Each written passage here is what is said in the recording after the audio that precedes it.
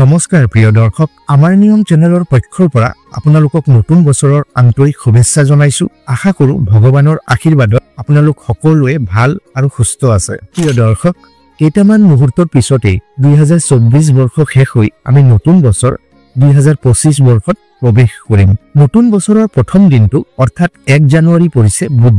বুধবাৰটো হৈছে ভগৱান শ্ৰী গণেশৰ দিন যি সকলে দীৰ্ঘদিন ধৰি বেমাৰ আজাৰ দুখ দুৰ্দশা বাধা বিঘিনি কামত অসফলতা ইত্যাদি বিভিন্ন ধৰণৰ সমস্যাত ভুগি আছে এই সকলোবোৰৰ পৰা পৰিত্ৰাণ পাবলৈ তেওঁলোকৰ বাবে এই বুধবাৰ দিনটোৱে হৈছে অতিকৈ শুভ দিন এই দিনটোত যদি আপুনি ভগৱান শ্ৰী গণেশক এনে কিছুমান বস্তু অৰ্পণ কৰে তেনেহলে ভগৱান শ্ৰী গণেশৰ আশীৰ্বাদত আপোনাৰ জীৱনৰ সকলো বাধা বিপত্তি দূৰ হ'ব লগতে সমাজত মান সন্মান আৰু প্ৰতিষ্ঠা লাভ হ'ব নতুন বছৰৰ প্ৰথম দিনটো আমি বহুত ভালকৈ কটাব লাগে এই দিনটো যদি ভাল হয় তেন্তে গোটেই বছৰটোৱে আমাৰ ভালকৈ কাটে সেয়ে এই বছৰটো আপোনাৰ বাবে অতিকৈ বিশেষ কৰি তুলিবলৈ ভগৱান শ্ৰী গণেশৰ পূজা আৰাধনা কৰক আৰু ভগৱান শ্ৰী গণেশক এইকেইটা বিশেষ বস্তু অৰ্পণ কৰক লগতে ভিডিঅ'টোৰ শেষত মই এনে কিছুমান গুৰুত্বপূৰ্ণ বিশেষ উপায়ৰ কথা কম যিবোৰ কৰিলে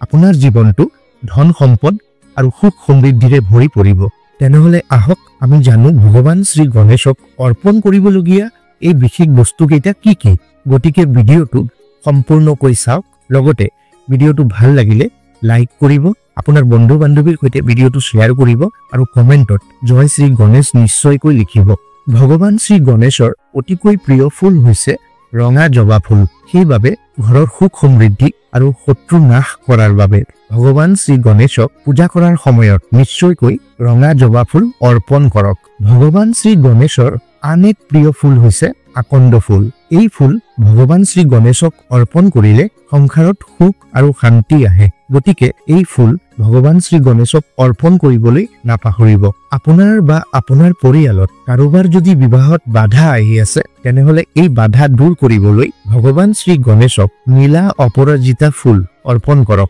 আপুনি যদি ভগৱান শ্ৰী গণেশক নিতৌ পূজা নকৰে তথাপিও বছৰৰ প্ৰথমটো বুধবাৰে 21টা দুবৰি বন ভগৱান শ্ৰী গণেশক বিশেষভাৱে অৰ্পণ কৰক এই 21টা দুবৰি বন আপুনি শ্ৰী গণেশৰ বাও আৰু সুকান্ধত লগতে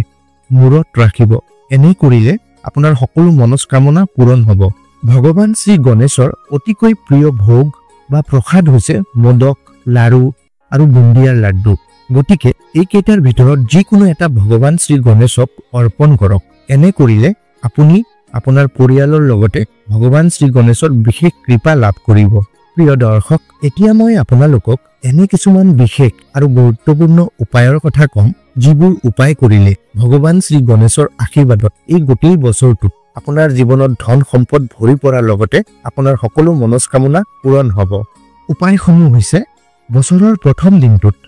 কোনো দুখীয়া মানুহক খাদ্য বস্ত্ৰ আৰু টকা পইচা দান কৰক এই দিনটোত কোনো ধৰণৰ বেয়া কথা নকব আৰু কাৰোবাৰ মনত আঘাত নিদিব এই বিশেষ দিনটোত কোনো ধৰণৰ নেশাজাতীয় বস্তু সেৱন নকৰিব আৰু লগতে মাছ মাংস আদি খোৱাৰ পৰা দূৰত থাকিব